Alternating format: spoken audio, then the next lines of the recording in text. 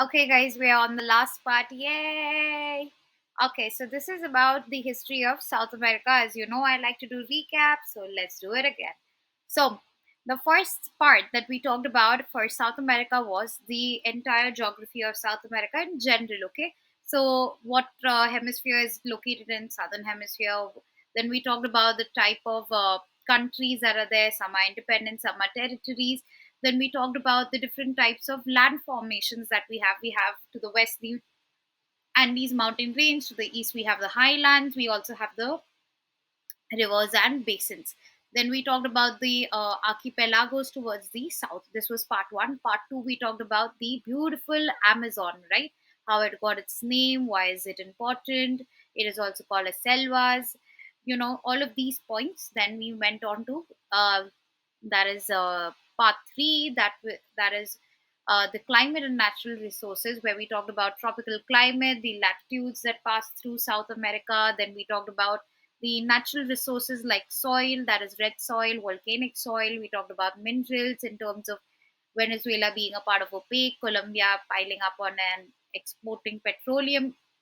Then we talked about the water resources that we find in South America. And lastly, we talked about also, I think, the mangrove forest and also some other wildlife that is found from the Amazon. Okay, so now we are moving on. Oh, sorry, then we did part four as well. Yes, part four, we talked about demography, how it is divided into three parts: native Indians, also called as Amerindians, in terms from the Inca civilization, who came from the Bering Strait. Then we had the Europeans who came there either for colonization, exploration, or in search of gold. Then we had lastly the Africans who were transported for the purpose of, labor work by the Atlantic slave trade. Now we are going to do, guys, part five, which is a little bit of the history of South America. I know this is not there in the textbook, but I want you to understand a little bit more about it. Okay, so let's see. As you already know, South America is a very warm continent, not just because of the warmth of the people, but also because it is located within the tropics. And unfortunately, it's also a little bit heated up because of some type of wars that take place over there, and also because of a lot of unrest, okay, that takes place within the countries. Even post colonization and getting independence, there are a lot of countries which are not stable. Why? Because of the type of governments that they have, and also because of you could say the residues left from colonization that has in a way paralyzed them from development.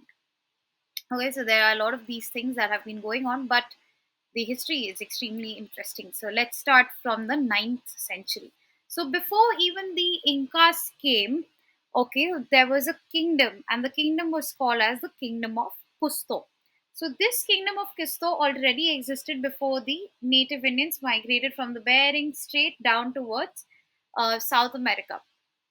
So what happens later on is, during the ninth century, when the Incas start coming towards South America, the Kingdom of Cusco gets replaced by the Inca civilization. Okay, basically it gets amazed.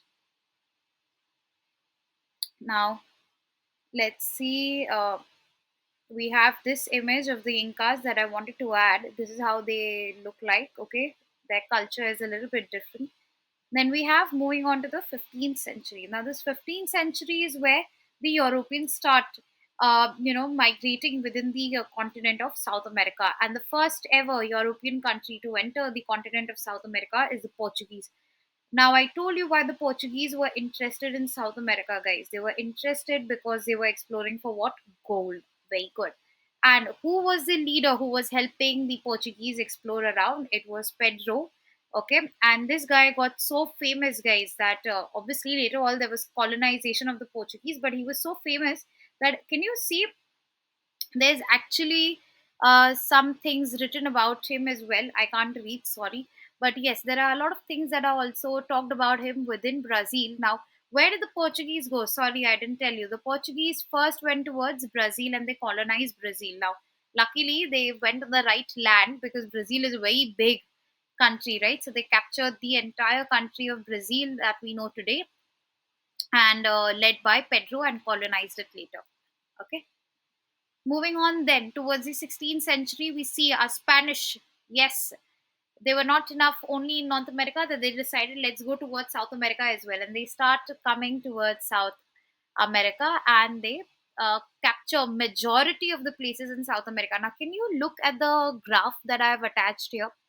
Right within that infograph, you will already see all of the yellow patch is where we found the Spanish. So you can see a major chunk of it has been controlled by them.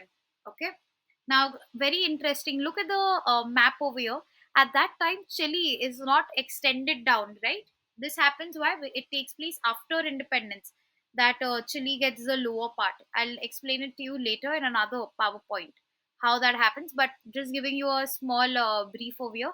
It was actually during a war between Chile and Argentina when they got independence in 1978, that they had a truce, and Argentina said, okay, I'll give you this patch of land, and that is how they got it.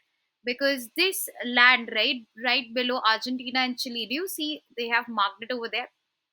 Right, that is the Patagonia desert area, or the highland region.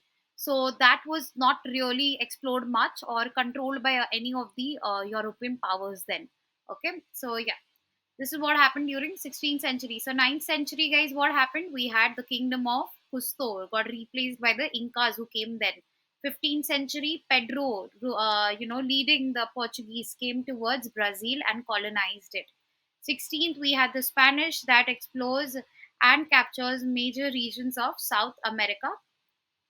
Okay, but there is an interesting system also that they introduced within South America, that is called as Aconca Media system. Now this system, very interestingly, not just in a way enslaved the natives, but also within themselves they had this system. So it was just a carry forward per se, where they enslaved the native Indians and also considered them to be a part of the system that already existed within themselves.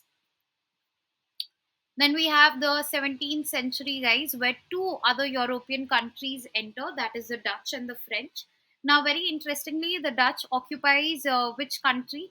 It occupies two, Suriname and Guyana, and the French occupy French Guiana. Okay, and till now, guys, which one is still there? It is the French Guiana. It's still a part of the country of France. It's not independent. Okay, now, if you even look at the map here, it's very interesting how the Dutch and the French captured mostly which regions, guys, towards the north, okay, and the smaller countries. Now, I wanted to show you this. I think I had already told you that just like the Spanish, even the Dutch were no less, they had their own system of colonization, but they were a little bit more modern in their way of colonization. They did it more legally than the Spanish did. And what did they do over here? They would make the native Indians sign contracts whereby they would, unknowingly give away their land to the Dutch. Now, obviously, it was either by goon methods, whereby they would steal the land and force the people of the native Indians to sign it off, or otherwise, it was by manipulation that the native Indians would eventually sign the contract. Okay. Now, let's see 17th century mid. We saw 17th century, we had what? Dutch and French entered. But during the mid time, what happens? We see that, oh my god, the Dutch is getting ambitious, guys. They want more land, so they are trying to invade the Portuguese held Brazil.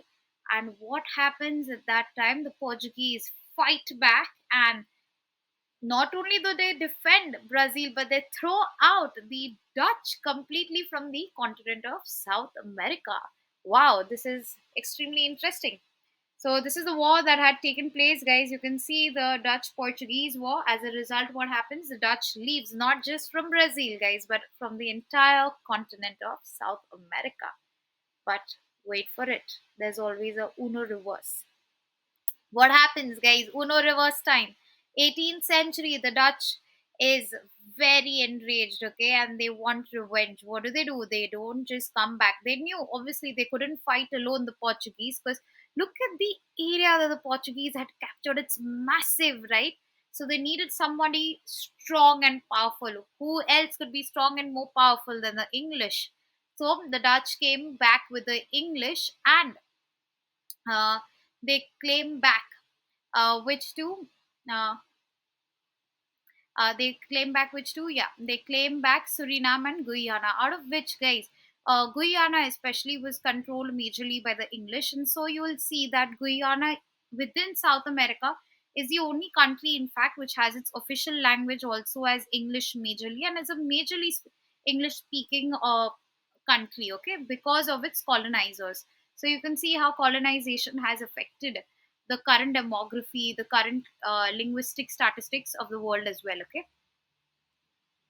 Now, what happens during the 19th century, guys? During the 19th century, then we see that, oh, sorry, not completely 19th century, but you can say from 18th century time itself, okay, till the 19th century, what was happening was many countries were becoming independent. Now, who was the guy? Very important for the independence of South America. It was Simon Bolivar. Now, who is this guy? He is actually somebody from Venezuela who fought for the independence not just of Venezuela but many other countries, eventually leading to the freedom of countries like Brazil, Argentina, and many more. Okay, Colombia, Venezuela. Mostly, he first focused on those towards the north, his neighboring countries. So all of them got independence. This is also, guys, one of the reasons why Bolivia is called as Bolivia. Bolivia gets its name from Simon Bolivar. Okay, so this guy is a very important figure. He's like a superhero. Okay, for them, and yeah, which is the last country, if I were to ask you to get independence, it is Suriname, and the first would be Colombia. Okay, 19th century, all of them get independence. 20th century, we see that right now South America is struggling a lot. Why is it struggling, guys? Because of, colonization, post colonization, they became independent. These countries are like late countries in a sense, not that late also. They got the independence early, but in a sense that economic development has been very slow within themselves. Also, there is a lot of regional disparities. For example, Chile doesn't like Bolivia, and Bolivia doesn't like Chile because of the war that had taken place before. Chile had tried to attempt to capture Bolivia and Peru, so there's a lot of hostility even now that is going on within the region. There is unstable government, like I told you. Venezuela, a country that is so rich in oil reserves, right, and was considered one of the richest countries at a time, who got reduced to such a condition. Why? Because of Maduro, who is the ruling party. You can see in the image I've added here. Putin is equal to Maduro, right? This guy.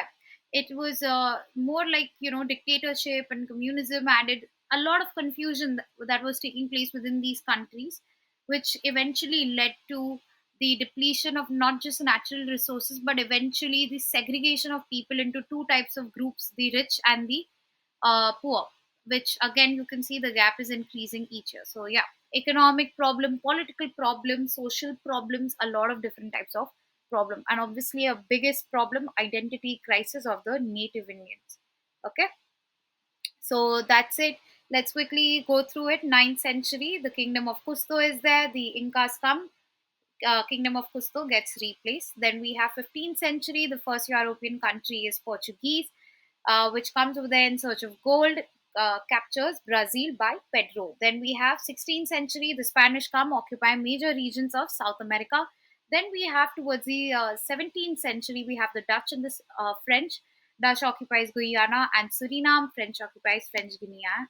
Then we have during the mid 17th centuries, when the Portuguese and the Dutch go on war, Dutch goes away. But then during an 18th century period, Dutch makes a comeback alongside with the English that captures Guyana, and Dutch captures which country? Suriname. And then later on, by the 18th century end and the 19th century beginning, Simon Bolivar leads to the independence of many different countries. Okay, that's the current statistics. If I were to ask you guys today how many countries are independent, you will say 12 within the mainland. And which one country within the mainland of South America is not independent? French Guiana, because it is governed by France. That's it. We end here. We are done with the chapter of South America. I may add some other videos, but it's just extra information in case you're interested to watch a little bit more about the geography of South America. Okay. Thank you. Bye bye.